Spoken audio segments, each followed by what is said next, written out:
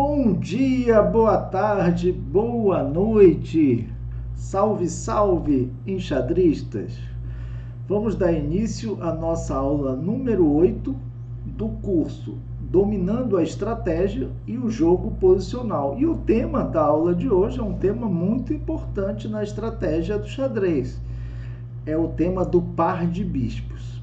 Antes de mais nada, eu gostaria de comentar que no final acontece muito, em muitos casos, né, o par de bispos, jogador que tem um par de bispos lutando contra bispo e cavalo, ou contra par de cavalos, tendo somente essas peças ou outras peças também, como é o caso aqui, né, que nós temos duas torres para cada lado, em posições abertas, é uma vantagem significativa. Muitas vezes essa vantagem pode nos levar à vitória. No meio jogo, muitas vezes também nós encontramos a vantagem do par de bispos neste contexto, né? Mas digamos que um pouco menos, porque tem outras peças também que estão atuando, né? Mas também quando um jogador cede o par de bispos, seja no meio jogo ou no final, geralmente ele deve ter algo que compense, né? Evidentemente, nas posições fechadas ou quando o jogador que está lutando contra o par de bispos tem um cavalo bem posicionado, ou então quando um dos bispos, né,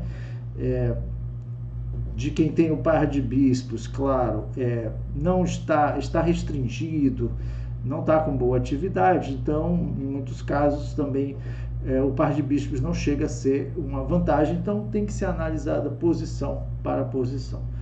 Muito bem, vamos ver esta partida. Eu selecionei uma partida clássica do ex-campeão mundial Steinitz, disputada em 1883, e eu lembro bem que quando eu comecei a estudar xadrez, eu estudei essa partida que realmente é um modelo, né, de como explorar a vantagem do par de bispos no final. Então eu peço a vocês que nesta posição analisem e tentem encontrar o melhor lance para as pretas. Não é um lance necessariamente forçado, mas já é o início de um plano, né, das pretas, que o Steinitz executou muito bem, para ir aumentando gradativamente a vantagem, né, das pretas. Tá? Então pausem o vídeo e analisem e encontrem o melhor lance para as brancas. Muito bem, espero que vocês tenham analisado e, como de costume, vamos fazer aquela avaliação dos 5 elementos e depois aquelas 3 perguntas, que é o método que nós utilizamos para compreender melhor a posição. E durante uma partida e até num exercício, sem dúvida, esses 2 métodos irão ajudar, né, nós encontrarmos o melhor lance da posição. Nem sempre, claro, você precisa utilizar esse método. Em alguns momentos da partida você deve perceber que esse método vai ser provavelmente bastante útil. Vamos lá. Os elementos. A posição do rei, né? Nós estamos no final de jogo e os reis, né, como a gente sabe, gradativamente tentam se aproximar daquela zona, daquela área, né, do tabuleiro mais decisiva, mais importante, né, no momento. Tenta centralizar, porque quando o rei está próximo do centro, ele fica mais fácil para ir para uma ala, para outra, ou às vezes ele já vai naquela ala onde realmente está acontecendo a decisão, né? A decisão ali da partida, né? Por exemplo, às vezes o rei tem que jogar na ala da dama, porque ali é que está um peão passado seu ou do adversário, né? Então, ou na ala do rei. Então é muito específico, né? Mas mover o rei, colocar o rei numa melhor posição, sem dúvida, é fundamental no final, né? Mas aqui tá, nesse ponto tá equilibrado. O material está igual, né? Igual, equilibrado, né? A gente considera o valor relativo das peças, o bispo e o cavalo tem o valor 3, né? Então tá equilibrado. Atividade das peças. Aqui a gente vê que as pretas estão com as peças um pouco mais ativas, já tem aquela torre ali na coluna D, né? E o bispo das pretas tem um potencial, bispo de casas brancas das pretas tem um potencial provavelmente melhor do que o cavalo de B3, ali, o cavalo das brancas, né? Sobre a estrutura de peões, a estrutura de peões é praticamente simétrica, né? Muito parecida, muito semelhante, então não há muito o desequilíbrio aí, não há esse desequilíbrio, né? Nesse quesito está bem equilibrado. E a questão dos tempos também, aqui não vai contar muito a questão do tempo, né? Em que você, a parte dinâmica do jogo, que você muitas vezes tem uma linha forçada, uma variante que você tem que implementar, ou um plano que você tem que executar mais rápido do que o plano do seu adversário. Aqui, particularmente, não é tão decisivo. Mas, de um modo geral, a gente percebe que a vantagem é das pretas por causa da sua melhor atividade das peças que vêm justamente do par de bispos, tá? Então, vocês devem ter analisado, e o melhor lance aqui para as pretas é jogar B6. Esse é um dos primeiros passos que a gente tem que dar para explorar a vantagem do par de bispos. O adversário tendo o cavalo, com o peão, com o nosso peão, nós iremos restringir a ação do cavalo. Então veja que este lance aqui, ó, já tirou duas casas do cavalo, casa C5 e A5. De modo que você restringe a ação do cavalo com os peões. Esse é um dos pontos importantes para você explorar a vantagem do par de bispos, tá?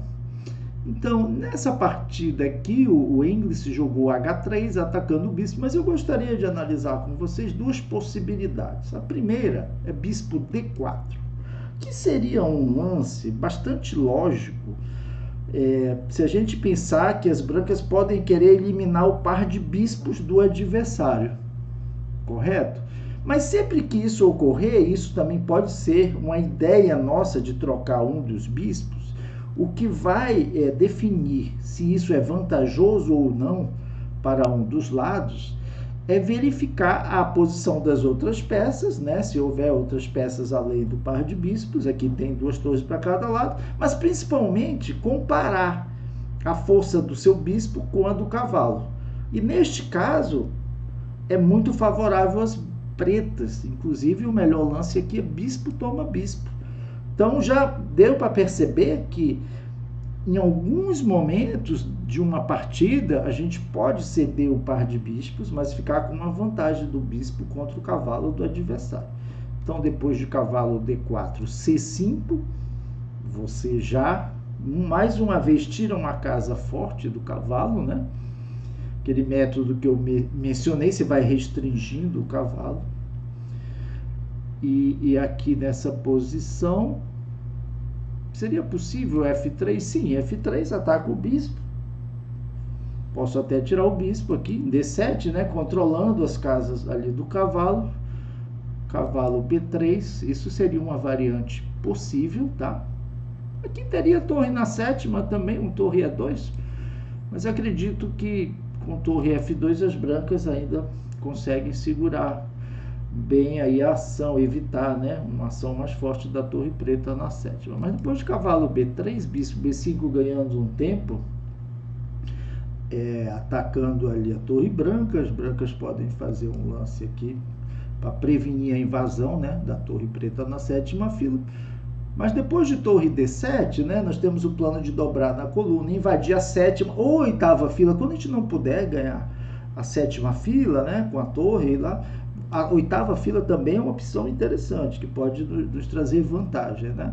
E fica claro também que aí o bispo é muito mais ativo que o cavalo branco. Aqui as pretas estão ganhas estrategicamente. Então veja que esta ideia, que a princípio parecia interessante, de trocar um dos bispos para eliminar o par de bispos do adversário, não seria bom para as brancas, tá? Outra possibilidade aqui seria cavalo D4, né? Visando provavelmente ali um cavalo C6, né? Que seria interessante, né?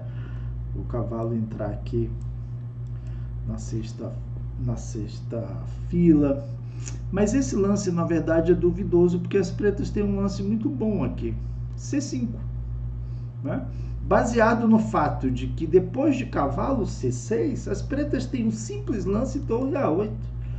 E o cavalo branco não tem volta, né? O cavalo branco está muito mal posicionado aí.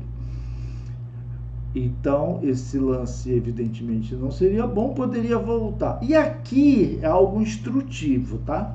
Porque aqui eu posso considerar a possibilidade de jogar bispo toma cavalo, cedendo o par de bispos, mas ficando com uma melhor estrutura de peões. No caso aqui, por causa dos peões dobrados na coluna F e também do peão isolado H2. Não há dúvida que as pretas estão um pouco melhor, mas com essa simplificação aqui, certamente as brancas têm boas possibilidades até de empatar esse final. Então, aqui neste caso, nesta posição, bispo toma cavalo, a gente deve recusar essa troca, porque traria uma mínima vantagem somente para as pretas, e devem seguir o plano aqui com A5. A5 é interessante, né? Com a ideia ali de jogar A4, A3, né? Então, esse avanço aqui é inteiramente possível, com a ideia de enfraquecer os peões aqui das brancas, tá? As pretas teriam uma clara vantagem. Mas vamos voltar à partida. As brancas jogaram H3 atacando o bispo, e o Steinitz jogou bispo E6, tá? Aqui nesta posição, as brancas tinham um lance até interessante. Agora sim, cavalo D4, atacando o bispo, né? Nós não vamos permitir essa troca de cavalo pelo bispo, que seria muito benéfica para as brancas, né? Então, bispo C4 seria um lance natural, atacando a torre. Torre de F E1. C5, né? Sempre, né? Ou restringindo ou atacando o cavalo daquela casa forte. D4 é uma casa forte, cavalo centralizado, né? Na quarta fila.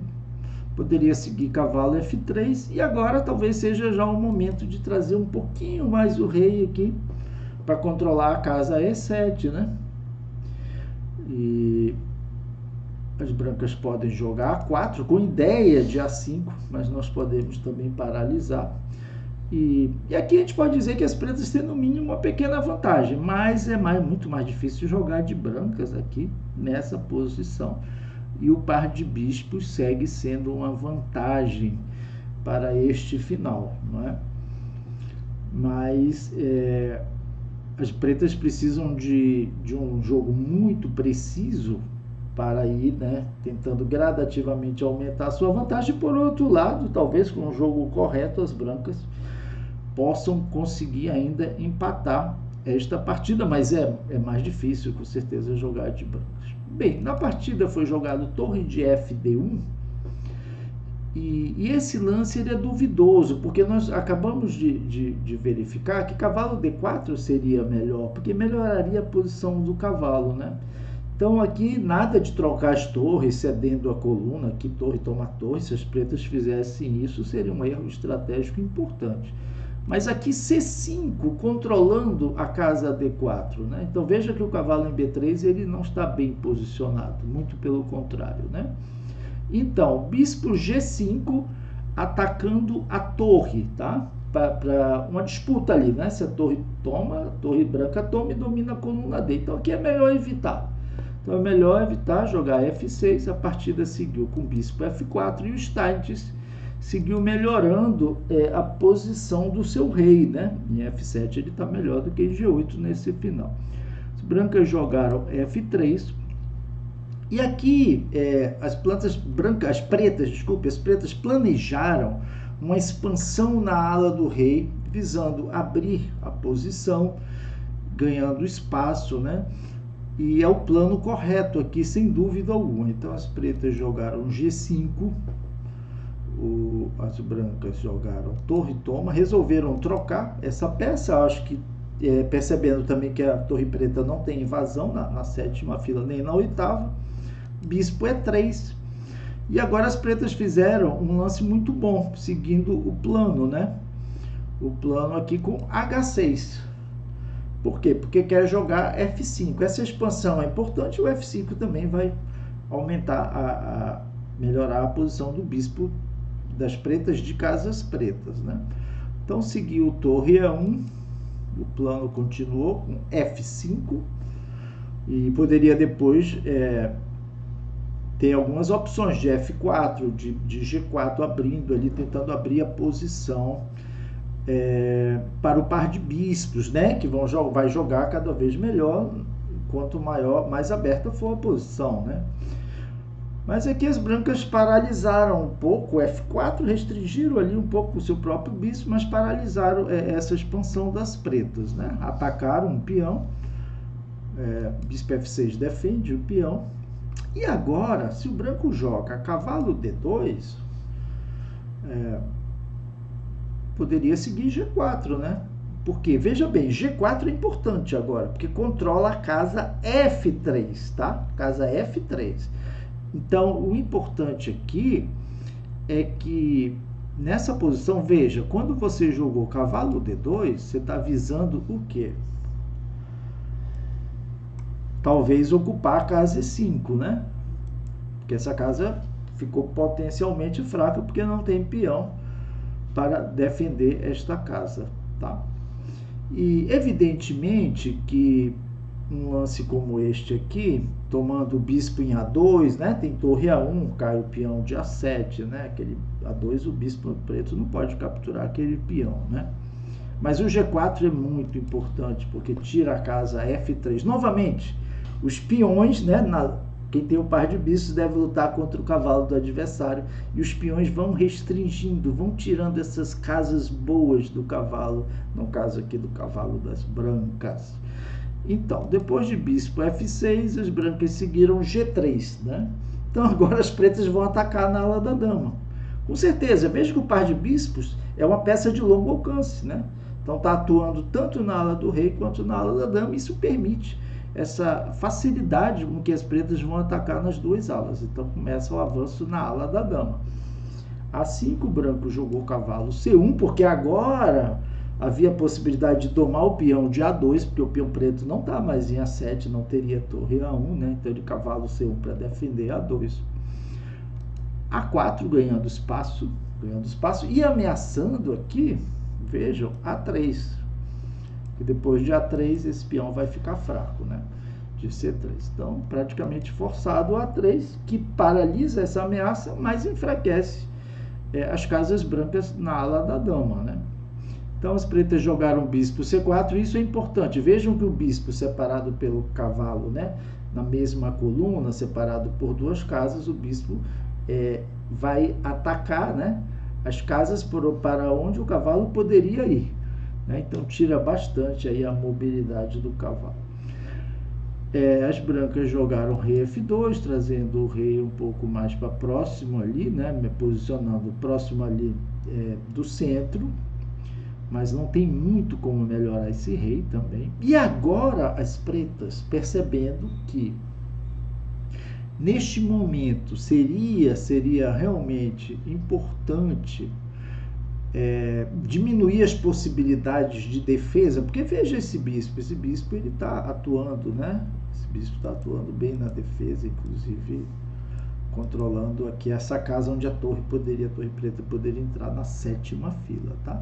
Então aí o Steinitz decide ceder o par de bispos, trocando um dos bispos, mas o que vai sobrar? Esse bispo muito bem colocado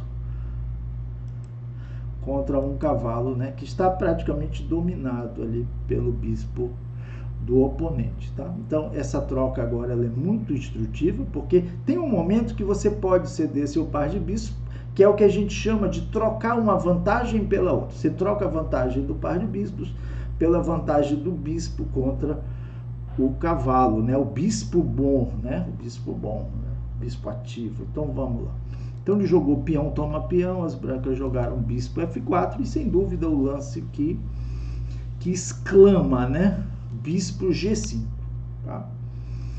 Então, claro, as brancas não poderiam, não precisariam trocar de imediato esse bispo, né? Mas aí as pretas seguiriam melhorando a posição do seu rei. E veja que as brancas, a atividade das peças brancas é muito pequena, né?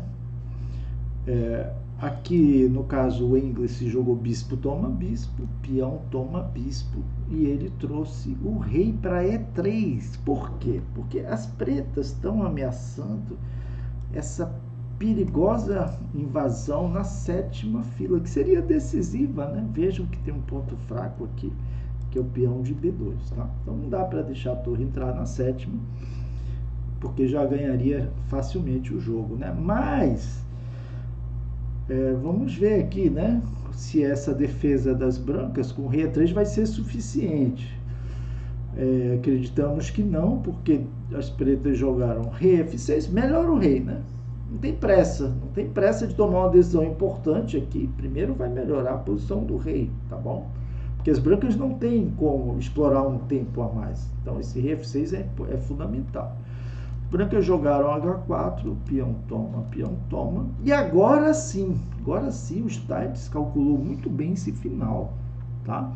Muito bem calculado, porque tem uma variante em que as pretas podem trocar o bispo pelo cavalo e pode ser um pouco arriscado. Por quê? Arriscado para as pretas, porque as brancas têm o peão passado distante. A gente sabe que nos finais de peões, onde tem só peões e rei, claro, o peão passado distante ele é perigoso, ele pode ser uma vantagem até decisiva, mas neste caso não. Olha que interessante, né? Então Stites com muita exatidão calculou e jogou a torre E8, né? Ele vai trocar a torre, tá? Rei F2, torre toma.